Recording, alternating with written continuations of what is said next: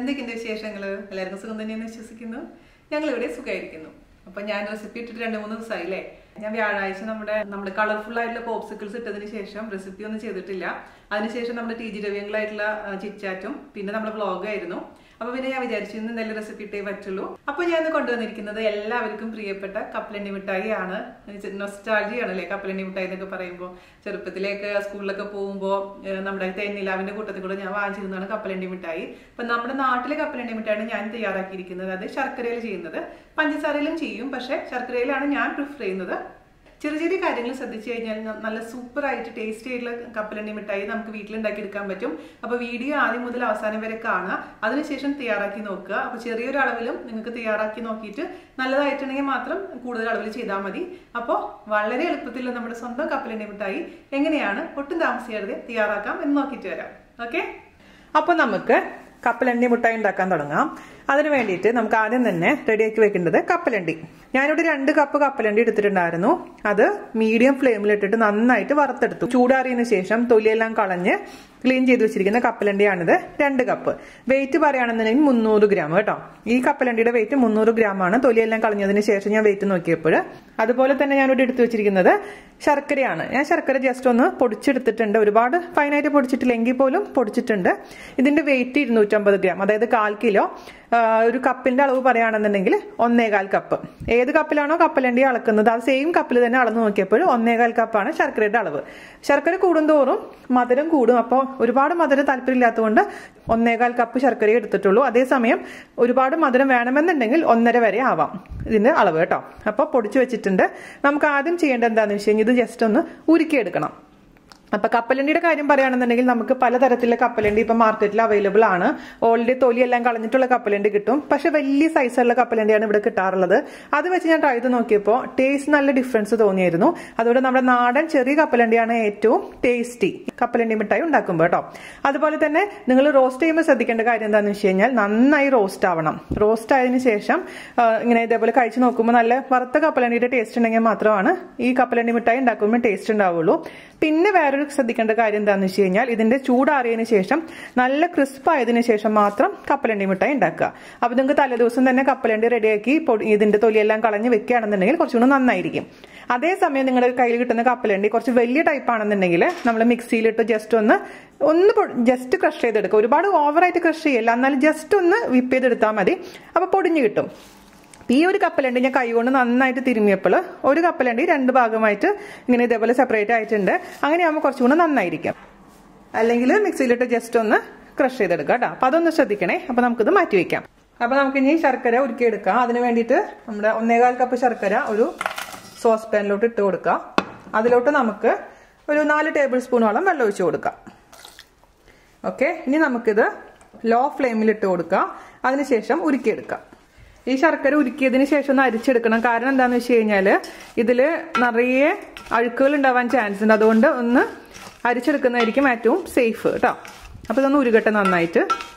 High ഫ്ലെയിമിൽ ഇടാൻ പാടില്ല, ലോ ഫ്ലെയിമിൽ തന്നെ മെയിൻറ്റെയിൻ ചെയ്യാം. ഞാനിവിടെ ആ സമയം കൊണ്ട് ഒരു ട്രേയിൽ ബട്ടർ പേപ്പർ ജസ്റ്റ് വെച്ചിട്ടുണ്ട്. അതിലോട്ട് കുറച്ച് ഓയിൽ ഒന്ന് ജസ്റ്റ് സ്പ്രെഡ് ചെയ്ത് കൊടുത്തിട്ടുണ്ട്. അപ്പോൾ ഇതിലേക്കാണ് ഞാൻ സെറ്റ് ചെയ്യാൻ പോകുന്നത് നമ്മുടെ കപ്പലണ്ടി മിഠായി. നിങ്ങളുടെ അടുത്ത് ഇതുപോലെ ബട്ടർ പേപ്പർ ഇല്ലാന്നുണ്ടെങ്കിൽ കുഴപ്പമൊന്നുമില്ല. സാധാരണ സ്റ്റീൽ പ്ലേറ്റ് ഇല്ലേ, സ്റ്റീൽ പ്ലേറ്റിൽ എണ്ണയോ നെയ്യോ തടവിയതിന് ശേഷം അതിലേക്ക് വെച്ചിട്ട് സെറ്റ് ചെയ്താലും മതി. അപ്പൊ ഇതുപോലെ ബട്ടർ പേപ്പർ ഉണ്ടെങ്കിൽ എന്ത് ഗുണം എന്ന് വെച്ച് കഴിഞ്ഞാൽ പെട്ടെന്ന് നമുക്ക് എടുക്കാൻ പറ്റും, ഒട്ടി പിടിക്കില്ല. ആ ഒരു ഗുണം മാത്രമേ ഉള്ളൂ. ഒന്നുമില്ലെങ്കിൽ നമ്മുടെ കട്ടിംഗ് ബോർഡില്ലേ, കട്ടിംഗ് ബോർഡിൽ കുറച്ച് എണ്ണ തടവിട്ട് അതിന്റെ മുകളിലേക്ക് സെറ്റ് ചെയ്താലും മതി. അപ്പൊ എങ്ങനെയാണെങ്കിലും കുഴപ്പമില്ല. പക്ഷെ എന്റെ അടുത്ത് ഇതുള്ള കാരണം ഞാൻ ഇതൊന്ന് റെഡിയാക്കിയെന്ന് മാത്രം. അപ്പൊ ഇത് റെഡിയാക്കി നേരത്തെ വെക്കണം. അല്ലാതെ കപ്പലണ്ടി മിഠായി റെഡിയായതിനു ശേഷം ഇത് റെഡിയാക്കാൻ പോയി കഴിഞ്ഞാൽ കപ്പലണ്ടി മിഠായി ഹാർഡായി മാറും. നമുക്ക് ഒട്ടും സ്പ്രെഡ് ചെയ്യാൻ പറ്റില്ല. അതെപ്പോഴും ശ്രദ്ധിക്കണം. പിന്നെ അതേപോലെ തന്നെ ഞാൻ എപ്പോഴും പറയാറുള്ള പോലെ കൊച്ചുങ്ങൾ ഉറങ്ങുമ്പോൾ, ചെറിയ കുട്ടികളുള്ള വീടാണെന്നുണ്ടെങ്കിൽ അവർ ഉറങ്ങുമ്പോഴോ ഒക്കെ ചെയ്യണം. കാരണം നമ്മൾ ശ്രദ്ധ മാറിക്കഴിഞ്ഞാൽ നമ്മൾ ഉദ്ദേശിക്കുന്ന ആ ഒരു റിസൾട്ട് നമുക്ക് കിട്ടില്ല. വളരെ എളുപ്പമാണ് ഉണ്ടാക്കാൻ, പക്ഷെ കൊച്ചു കാര്യങ്ങൾ നമ്മൾ ശ്രദ്ധിക്കണം എന്ന് മാത്രം കേട്ടോ. ഇതൊന്ന് അരിച്ചെടുക്കട്ടെ കേട്ടോ. അരിച്ചെടുത്ത ശർക്കരപ്പാനി ഞാനൊരു കടായിലോട്ട് ഒഴിച്ചു കൊടുക്കുകയാണ്. കുറച്ച് പരന്ന പാത്രത്തിലോട്ട് ഒഴിച്ചു കൊടുക്കുകയാണ് കേട്ടോ. അപ്പൊ നമുക്ക് ഈസി ആയിട്ട് മിക്സ് ചെയ്യാനൊക്കെ എളുപ്പമായിരിക്കും. ഇപ്പൊ ലോ ഫ്ലെയിമിലാണ് നമുക്ക് തീ വെച്ചിരിക്കുന്നത്. ഹൈ ഫ്ലെയിമിൽ വെക്കരുത്. അപ്പോഴും ശ്രദ്ധിക്കേണ്ട ഒരു കാര്യമാണ്. ഞാൻ ഇതിലോട്ട് ഒരു നുള്ളു ഉപ്പ് ചേർത്ത് കൊടുക്കുകയാണ്. ഓവറായി ചേർക്കരുത്, ഒരു നുള്ളു മാത്രം. ആ മധുരത്തിനെ ബാലൻസ് ചെയ്യാൻ വേണ്ടിയിട്ടാണ് നമ്മൾ ഉപ്പ് ചേർക്കുന്നത്. മിക്സ് ചെയ്ത് കൊടുക്കുക. ഇനി കുറച്ച് കഴിയുമ്പോൾ നന്നായി പതഞ്ഞു വരും. ആ വരുന്ന സമയത്ത് നമുക്ക് ഒരു ചെറിയൊരു പാത്രത്തിൽ കുറച്ച് തണുത്ത വെള്ളം എടുക്കുക. ഞാനിവിടെ ഒരു ഗ്ലാസിന്റെ ബൗളിൽ ഐസ് വാട്ടർ എടുത്ത് വെച്ചിട്ടുണ്ട്. അപ്പോൾ ഒന്ന് പതഞ്ഞ് വരുന്ന സമയത്ത് നമുക്ക് ഇതിലേക്ക് ഒഴിച്ച് നോക്കാം.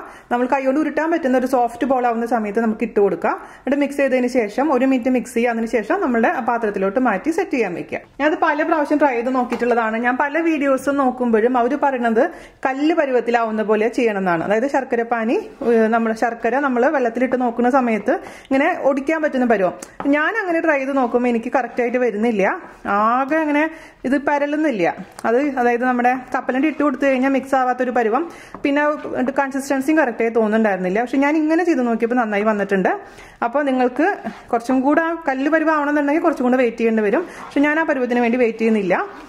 സോഫ്റ്റ് ബോൾ പരുവം എന്ന് പറയുന്ന ആ പരുവാകുമ്പോഴാണ് ഞാൻ ഇതിലോട്ട് നമ്മുടെ കപ്പലണ്ടി ഇട്ട് കൊടുക്കാൻ പോകുന്നത് കേട്ടോ. അപ്പോൾ ലോ ഫ്ലെയിം മെയിൻറ്റെയിൻ ചെയ്യുക. ഞാൻ ഒഴിച്ചതിന് ശേഷം എനിക്ക് എത്ര സമയം എടുത്തു എന്ന് ഞാൻ പറഞ്ഞുതരാം കേട്ടോ.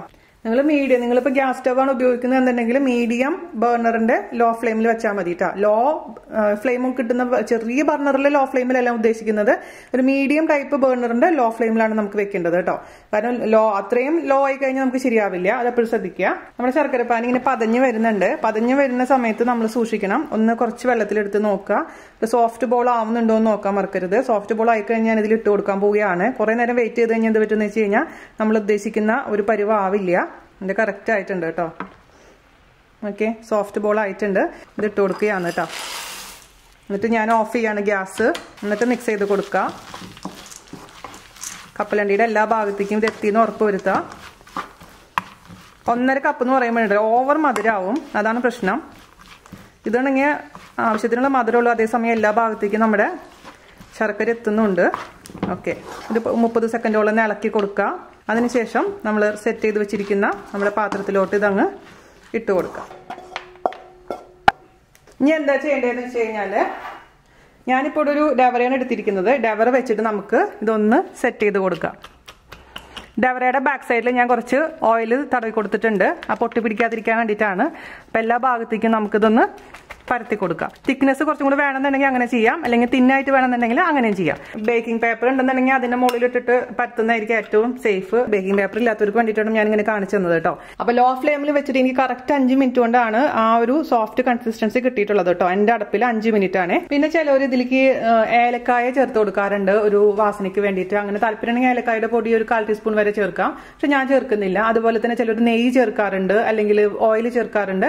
ഞാൻ ഇത് രണ്ടും ചേർക്കുന്നില്ല കേട്ടോ. അപ്പൊ നിങ്ങൾക്ക് താല്പര്യമാണെങ്കിൽ 1 ടേബിൾ സ്പൂൺ നെയ്യോ 1 ടേബിൾ സ്പൂൺ ഓയിലോ ചേർത്ത് കൊടുക്കാവുന്നതേ ഉള്ളൂ. പിന്നെ ഞാൻ നിങ്ങൾക്കൊരു ടിപ്പ് പറഞ്ഞുതരാം. എന്താണെന്ന് വെച്ചാൽ നമ്മൾ ഇതുപോലെ സെറ്റ് ചെയ്തതിന് ശേഷം നമ്മൾ ഉദ്ദേശിക്കുന്ന അത്ര ശർക്കര ഉണ്ടായില്ല എന്ന് വിചാരിക്കുക. അത് എല്ലാത്തിനും മുകളിൽ പരന്നിട്ടില്ല അല്ലെങ്കിൽ ഒട്ടി പിടിക്കുന്നില്ല എന്ന് വെച്ചിട്ടുണ്ടെങ്കിൽ എന്താ ചെയ്യേണ്ടതെന്ന് വെച്ച് കഴിഞ്ഞാൽ ഒന്ന് ഇതേപോലെ തന്നെ ശർക്കര ഉരുക്കിയതിന് ശേഷം ഒരു ബ്രഷ് എടുത്തിട്ട് അതിന് മുകളിൽ ഒന്ന് ബ്രഷ് ചെയ്ത് കൊടുക്കുക. അപ്പോൾ നല്ല കളറും ഉണ്ടാവും. ഒട്ടിപ്പിടിക്കാത്ത കപ്പലണ്ടി വെക്കണമെങ്കിൽ ഒട്ടിപ്പിടിച്ചോളൂ കേട്ടോ. അപ്പൊ നന്നായിട്ട് ചൂടാറിന് ശേഷം നമുക്കിത് മുറിച്ചെടുക്കാം കേട്ടോ. അപ്പൊ നന്നായി ചൂടാറട്ടെ. അപ്പൊ നമുക്ക് നമ്മുടെ കപ്പലണ്ടി മിഠായി മുറിച്ചെടുക്കാം. നമുക്ക് ഇഷ്ടമുള്ള സൈസിൽ മുറിച്ചെടുക്കാം കേട്ടോ. അപ്പോൾ നമ്മുടെ കപ്പലണ്ടി മിഠായി ഞാൻ ഇതേപോലെ ചതുര കഷ്ണങ്ങളായിട്ട് മുറിച്ചിട്ടുണ്ട്. നിങ്ങൾക്ക് ഏതു സൈസിലാണ് മുറിക്കേണ്ടതെന്ന് വെച്ചാൽ മുറിച്ചോളൂ. അപ്പോൾ ശ്രദ്ധിക്കേണ്ട കാര്യം വെച്ചാൽ ചൂടാറിയതിന് ശേഷം മാത്രം മുറിക്കാൻ പാടുള്ളൂ. പിന്നെ നിങ്ങൾക്ക് വേണമെന്നുണ്ടെങ്കിൽ ഇച്ചിരി ചൂടാറി കഴിഞ്ഞതിന് ശേഷം ഒന്ന് വരഞ്ഞു വെക്കാം. അന്നേരം ഇപ്പോൾ കട്ട് ചെയ്യാൻ കുറച്ച് എളുപ്പമായിരിക്കും. അപ്പം ഇങ്ങനെ ചെയ്യുമ്പോൾ കുറച്ച് ബുദ്ധിമുട്ടാണ്. പക്ഷെ കുഴപ്പമില്ല. ചിലതൊക്കെ കുറച്ച് ഷേപ്പ് വ്യത്യാസം വന്നിട്ടുണ്ടെങ്കിൽ പോലും നമുക്ക് അഡ്ജസ്റ്റ് ചെയ്യാം. അപ്പം ഞാൻ ഫോട്ടോയിൽ എടുത്തതിന് ശേഷം ഒന്ന് കഴിച്ച് കാണിച്ചു തരാം കേട്ടോ. പിന്നെ ഞാൻ പുറത്തുനിന്ന് വാങ്ങിക്കുന്ന പോലെ ചിലപ്പോൾ ടേസ്റ്റ് ആവണമെന്നില്ല. ഞാൻ പറഞ്ഞില്ലേ, പുറത്തുനിന്ന് വാങ്ങിക്കുന്ന മിഠായി എന്ന് പറഞ്ഞാൽ ഭയങ്കര കല്ല് പോലെ ആവുന്ന ഒരു അവസ്ഥയിലാണ് അവരതിലിടുന്നത്. എനിക്കത് ട്രൈ ചെയ്തിട്ട് പറ്റുന്നുമില്ല. അപ്പൊ ഇത് ഇങ്ങനെയാണ് ഞാൻ പ്രിഫർ ചെയ്യുന്നത് ചെയ്യാൻ. ഉണ്ടാക്കാൻ എളുപ്പം ഇങ്ങനെയാണ്. ടെൻഷനൊന്നും ഉണ്ടാവില്ല. മറ്റത് കല്ല് പോലെ ആവാൻ വരുന്ന അവസ്ഥ എന്ന് പറയുമ്പോൾ വെയിറ്റ് ചെയ്ത് വരുമ്പോൾ ചിലപ്പോൾ കരിഞ്ഞു പോകാനുള്ള ചാൻസ് ഉണ്ട്, കൈപ്പുരസം വരാനുള്ള ചാൻസ് ഉണ്ട്. അതുകൊണ്ട് ശ്രദ്ധിക്കുക. ഇതേ സെയിം പ്രൊസീജിയർ തന്നെ നമുക്ക് പഞ്ചസാര വെച്ചിട്ടും ചെയ്യാം. പഞ്ചസാര വെച്ചിട്ട് ഞാൻ ഇതുവരെ ട്രൈ ചെയ്തിട്ടില്ല. അതുകൊണ്ട് എനിക്ക് എത്ര പഞ്ചസാര വേണമെന്നൊന്നും അറിയില്ല. ഞാൻ ശർക്കര വെച്ചിട്ടാണ് സാധാരണ രീതിയിൽ പണ്ടൊക്കെ നമ്മുടെ നാട്ടിലൊക്കെ ശർക്കര മിഠായി, അതായത് കപ്പലണ്ടി മിഠായി കഴിക്കാറുണ്ടായിരുന്നത്. തമിഴ്നാട്ടിലൊക്കെ പോയപ്പോഴാണ് ഞാൻ പഞ്ചസാര വെച്ചിട്ടുള്ള ഇത് മിഠായി കഴിച്ചിട്ടുണ്ടായിരുന്നത്. പക്ഷെ എനിക്ക് പേഴ്സണലി ഇഷ്ടം ശർക്കര വെച്ചിട്ടുള്ളതാണ്. അപ്പോൾ ഫോട്ടോയിൽ എടുത്തതിന് ശേഷം കൊണ്ടുവരാം കേട്ടോ. അപ്പോൾ ഞാൻ ഫോട്ടോയിൽ എടുത്ത് കൊണ്ടുവന്നിട്ടുണ്ട് കേട്ടോ. ഒരു പീസ് നിങ്ങൾക്ക് വേണ്ടി ഞാൻ കഴിച്ച് കാണിച്ചു തരാം. നല്ല ക്രിസ്പി ആയിട്ടുണ്ട്. ചൂയല്ല സംഭവം. ചിലർക്ക് ചൂയാണ് ഇഷ്ടം, ചിലർക്ക് നല്ല ക്രിസ്പിയാണ് ഇഷ്ടം. നല്ല ക്രിസ്പി ആയിട്ടുള്ള സംഭവമാണ്. ഇത് നമുക്ക് എയർ ടൈറ്റ് ആയിട്ടുള്ള കണ്ടെയ്നറിൽ അടച്ചു വെച്ച് സൂക്ഷിക്കാം. ഒരു മാസം 2 മാസമൊക്കെ സൂക്ഷിക്കാം. പക്ഷെ മിക്കവാറും 1-2 ദിവസത്തിനും കഴിഞ്ഞു പോകുന്നുള്ളതാണ് സത്യം. അപ്പം ഞാൻ പറയുന്ന കുഞ്ഞു പോയിന്റ്സ് ഒന്ന് ശ്രദ്ധിച്ചു കഴിഞ്ഞാൽ സൂപ്പർ ടേസ്റ്റി ആയിട്ടുള്ള കപ്പലണ്ടി മിഠായി നമുക്ക് വീട്ടിലുണ്ടാക്കിയെടുക്കാൻ പറ്റും. ഞാൻ പറഞ്ഞ പോലെ ഫ്ലെയിം ആണെങ്കിലും സമയം നോക്കിയിട്ട് കാര്യമില്ല, ഓരോരുത്തരുടെ ഗ്യാസ് സ്റ്റവ് അനുസരിച്ചും മാറ്റം വരും. അതുകൊണ്ട് ആ ഒരു പരുവാവുന്നില്ല. ഞാൻ പറഞ്ഞില്ല, നമ്മൾ ഒഴിച്ചിട്ട് സോഫ്റ്റ് ബോൾ പരുവാവുന്ന സമയത്ത് ഇതിലേക്ക് ഇടുക, എന്നിട്ട് മിക്സ് ചെയ്യുക. ഒരു 30 സെക്കൻഡോളം മിക്സ് ചെയ്യുക. ഗ്യാസ് ഓഫ് ചെയ്തിട്ട് നമ്മൾ പരത്തി സെറ്റ് ചെയ്യാൻ വെക്കുക. വേണമെന്നുണ്ടെങ്കിൽ നിങ്ങൾക്ക് വരഞ്ഞ് വെക്കാം. അതല്ലെങ്കിൽ നല്ല തണുത്തതിന് ശേഷം മാത്രം മുറിച്ചെടുക്കുക. അല്ലെങ്കിൽ പൊട്ടിപ്പോകാനുള്ള ചാൻസ് ഉണ്ട്. ചൂടോട് കൂടിയൊക്കെ മുറിക്കുമ്പോൾ അത് പൊട്ടിപ്പോരും. അതുകൊണ്ട് നന്നായിട്ട് ചൂടാറിയതിന് ശേഷം മാത്രം മുറിക്കുകയാണെങ്കിൽ പെർഫെക്റ്റ് ആയിട്ട് നമുക്ക് മുറിച്ചെടുക്കാൻ പറ്റും. അപ്പോൾ ഈസി പീസി ആയിട്ടുള്ള നമ്മുടെ സ്വന്തം കപ്പലണ്ടി മിഠായി നമ്മൾ എല്ലാവരും ഉണ്ടാക്കി നോക്കിയിട്ട് ഫീഡ്ബാക്ക് പറയാൻ മറക്കരുത്. അതുപോലെ തന്നെ കഴിഞ്ഞ സെറ്റുണ്ടായിരുന്ന വീഡിയോസ് കാണാത്തവർ കാണാൻ മറക്കരുത്. അപ്പോൾ അടുത്ത അടിപൊളിയായിട്ടുള്ള റെസിപ്പി ആയിട്ട് വരുന്നവരെ നന്ദി, നമസ്കാരം. Thank you. എന്റെ ഭാര്യക്ക് ഹാൻഡ്സ് ഫ്രീ ആയിട്ട് എങ്ങനെയാ ക്യാമറ ഓപ്പറേറ്റ് ചെയ്യണമെന്ന് അറിയാം. GoPro turn on അനുസരിച്ചല്ലേ.